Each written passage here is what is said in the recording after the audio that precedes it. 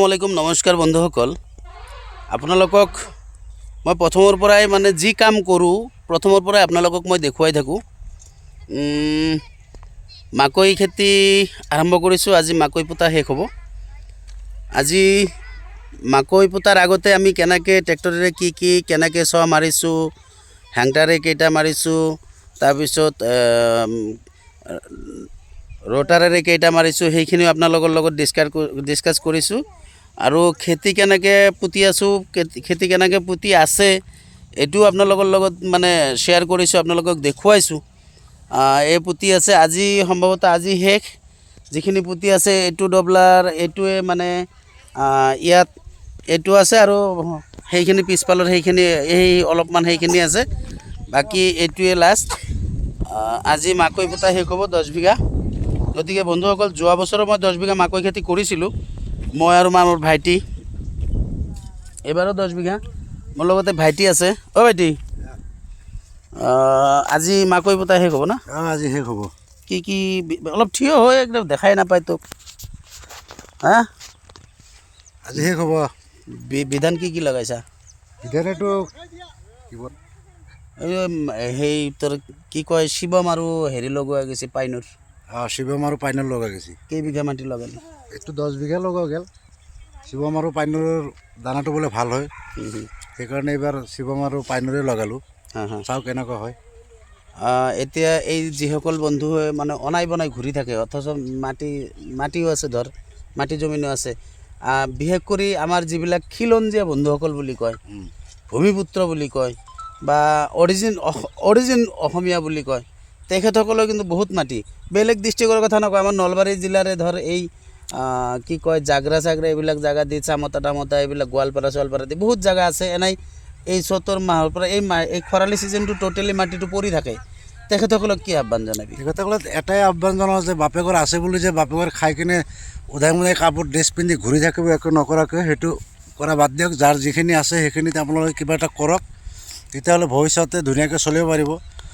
বাপেকৰ হোটেলত খাই পেলাই ঘূৰিব পাৰিবা বাপেক নাথাকিলে আৰু তেতিয়া আৰু নোৱাৰিলে কিন্তু মানুহে বেয়া বুলি ক'ব গতিকে সময় থাকোঁতে যদি মাটি আছে মাকৈ খেতি কৰি কিবা কিবি কৰা মুঠতে কিবা কিবি কৰিব লাগে বন্ধুসকল এইটো চালে এই আমাৰ ভাইটি মোৰ সৰু ভাই এতিয়া কথাটো হ'ল আমি খাবা নাপাই কিনে খেতি কৰিছোঁ সেইটো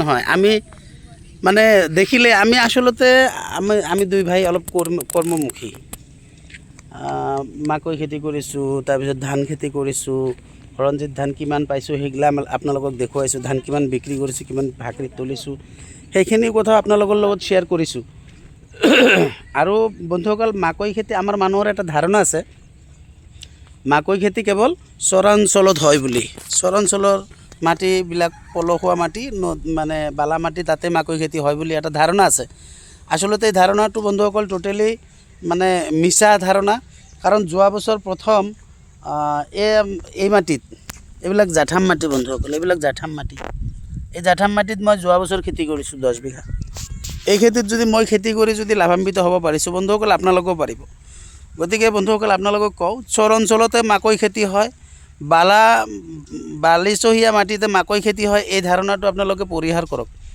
আপোনালোকে য'ত যেনেকৈ আছে জাঠাম মাটি হওক চব মাটিতে মাকৈ খেতি হয় কেৱল আপোনালোকে হতাশা নহয় আপোনালোকে আগ্ৰহেৰে খেতিৰ পথাৰত ওলাই আহক খেতিত লাগক যদি আপোনালোকক মাকৈ খেতি কৰাৰ ক্ষেত্ৰত যদি কোনো ধৰণৰ পৰামৰ্শ লাগে কেনেকৈ হাল মাৰিব লাগিব সাৰ কি দিব লাগিব বিধান কেনেকৈ দিব লাগে বন্ধুসকল আমি দিয়াৰ কাৰণে প্ৰস্তুত আপোনালোকে তাৰ কাৰণে আপোনালোকে আমাৰ মানে কমেণ্ট বক্সত আহিব নহ'লে আমাৰ ইনবক্সত সোমাব মেছেঞ্জাৰত সোমাব আমি আপোনালোকক পৰামৰ্শ দিম তথাপি বন্ধুসকল আপোনালোকে মিনিমাম 10 বিঘাকৈ যদি মাটি আছে 10 বিঘা 5 বিঘা যি আছে মাকৈ খেতি কৰক আপোনালোকক আহ্বান জনাইছোঁ এই যে মাটি এতিয়া যদি খৰালি ছিজনটো বহুতৰে মাটি এনাই মানে চন পৰি থাকিব মাটি চন পেলাই থৈ লাভ নাই আপোনালোকে যিকোনো খেতি কৰিলে ভাল এতিয়া চাওক আপোনালোকৰ অঞ্চলবিলাকত বন্ধুসকল চব্জি আপোনালোকে ওলকবিটোৱে 50 টকা কিলো কিনি খাই আছে 40 টকা 50 টকা বন্ধাকবিও মানে সেনেকুৱাই 30 টকা 40 টকা ফুলকবি 50 60 গতিকে বন্ধুসকল এই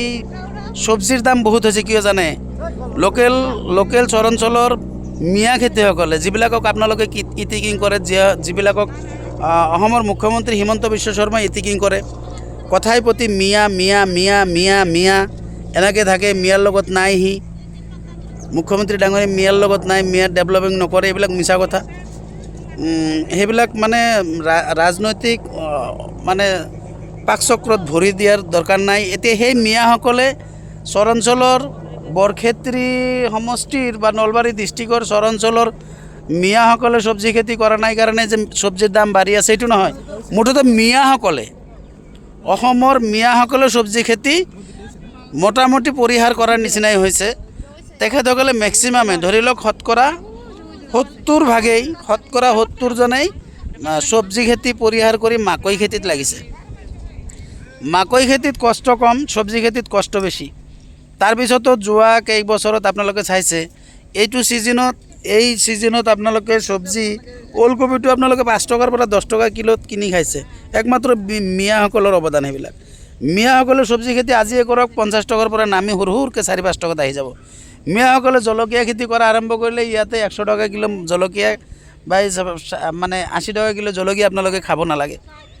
যদি ইতিকিং কিয় কৰে বন্ধুসকল? মিয়াসকলক আপোনালোকে নিজৰ ভাই, আপোনালোকৰ নিজৰ বন্ধু এনেকৈ লওক না, আপোনালোকে পৰামৰ্শ লওক মিয়াসকলৰ পৰা, আপোনালোকেও খেতি বাতি কৰক।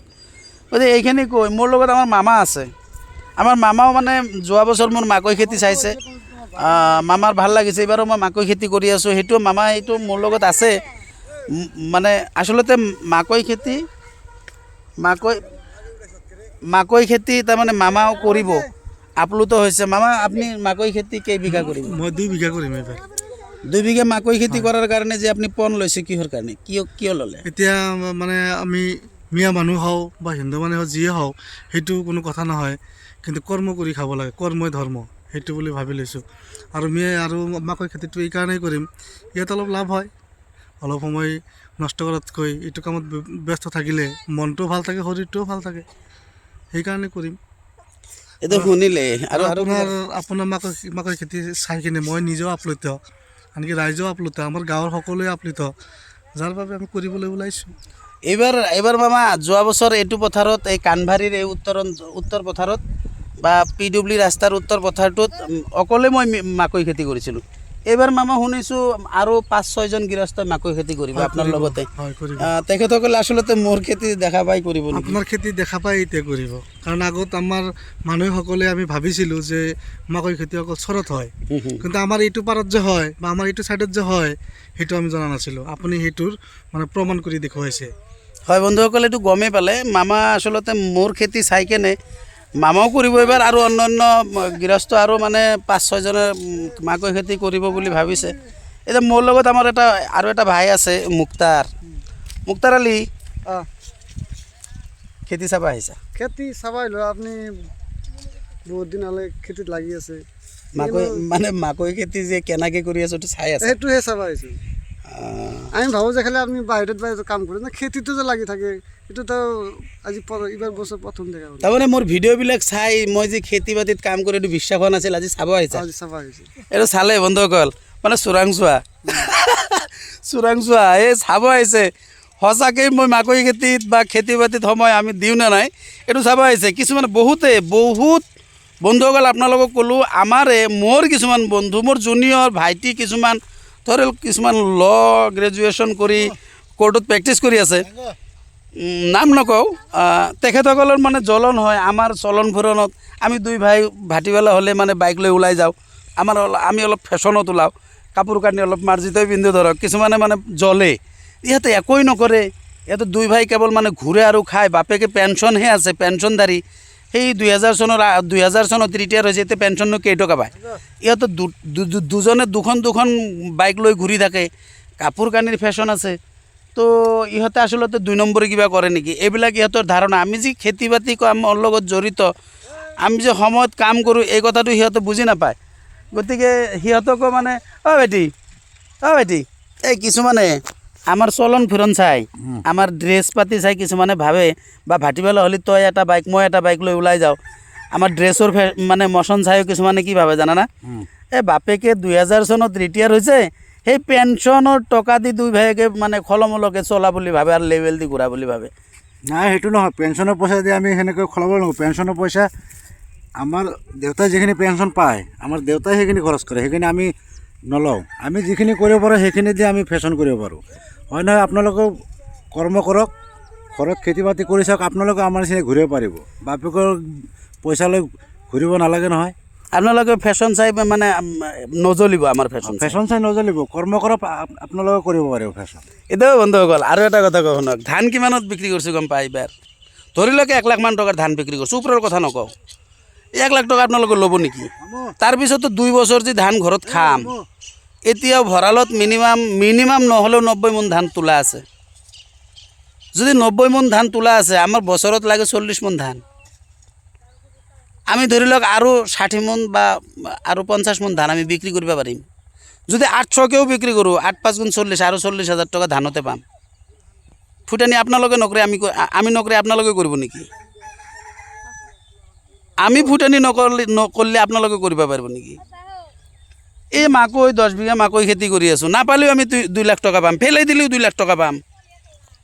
পথাৰটো এই আমাৰ খেতিখিনি যদি পৰি থাকিল হয়, এই টকাটো আমি নাপালোঁ হয়। এইটো আমাৰ ওপৰতে অহা পইচা, আমি ওপৰতে 2 ভাই এইকাৰণে লেবেল দি খাই থাকোঁ। আমাৰ ড্ৰেছ পাতি চাই আপোনালোকে জ্বলিলে, আপোনালোকৰ জ্বলা পোৰা গোন্ধ ওলালে আমাৰ কি কৰিব লগা আছে কওকচোন? এই বন্ধুসকল আপোনালোকে নজ্বলিব, আপোনালোকক এটা অনুৰোধ কৰিছোঁ, নজ্বলিব। আপোনালোকেও আমাৰ নিচিনা কাম কৰক। আমি যেতিয়া কামৰ সময় তেতিয়া আমি কাম কৰোঁ, নিজৰ কাম কৰি আমি ওলাই যাওঁ আপোনালোকক মানে সেৱা কৰিবৰ কাৰণে, ৰাইজৰ সেৱা কৰিবৰ কাৰণে। আমাৰ কাম চপাই থৈহে আমি ৰাইজৰ সেৱা কৰিবৰ কাৰণে ওলাই যাওঁ, এইটো আমাৰ স্বভাৱ। গতিকে এই খেতি যদি আমি পেলাই থলোঁ হয়, এই খৰালি ছিজনটো পেলাই থৈ পিছত যদি আমি ধৰক হাইব্ৰিড ধানৰ খেতি কৰিলোহেঁতেন, কেইটকা পালোহেঁতেন? এইটো মাকৈ কাটাৰ পিছত আকৌ আমি ধানৰ খেতি কৰিম, তাতেও আমাৰ প্ৰফিট।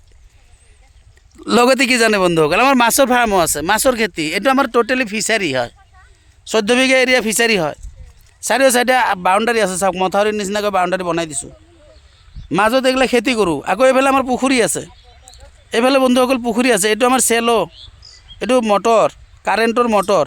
সন্মুখত এইটো আমাৰ ফিচাৰী, এইটো অলপ অলপ পানী দেখা পাইছে বন্ধুসকল, এইটো আমাৰ ফিচাৰী। ফিচাৰীত মাছ আছে বন্ধুসকল। আমি মাছৰ পৰা নাপালেও 4 5 6 লাখ মান টকা পাম। ফুটানিতো আমি কৰিমেই ন বন্ধুসকল, আছে যিহেতু ফুটানি কৰিব লগা। কিন্তু আমি অপব্যয় খৰচ নকৰোঁ, আমি 2 নম্বৰী কোনো ইনকামৰ ৰাস্তাত আমি নাযাওঁ। আমি 2 নম্বৰী ইনকামত জড়িতও নহ'ম, 2 নম্বৰী কামত আমি জড়িতও নহওঁ। 2 নম্বৰী কৰা মানুহৰ লগত আমাৰ টাচ নাই, সুদ খোৱা মানুহৰ লগত আমাৰ টাচ নাই।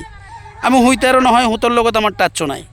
2 নম্বৰী সমাজ বিৰোধী কাৰ্যকলাপত থকা মানুহৰ লগত আমাৰ সম্পৰ্ক নাই, আমি সেইবিলাকক লাই নিদিওঁ। দৰকাৰ হ'লে আমি প্ৰশাসনৰ লগত আলোচনা কৰি সেইবিলাকক মানে আমি প্ৰতিৰোধ কৰাৰ ব্যৱস্থা কৰোঁ। এই হ'ল আমাৰ ধৰ্ম। আমি জানো কৰ্মই ধৰ্ম, কৰ্ম কৰিব লাগিব। আপোনালোকেও খৰালিত কোনো কাৰো খেতি আপোনালোকে পেলাই নথব। মিয়া মানুহক ইটিকিং নকৰি মিয়া মানুহক নিজৰ ভাই বন্ধু হিচাপত গ্ৰহণ কৰক।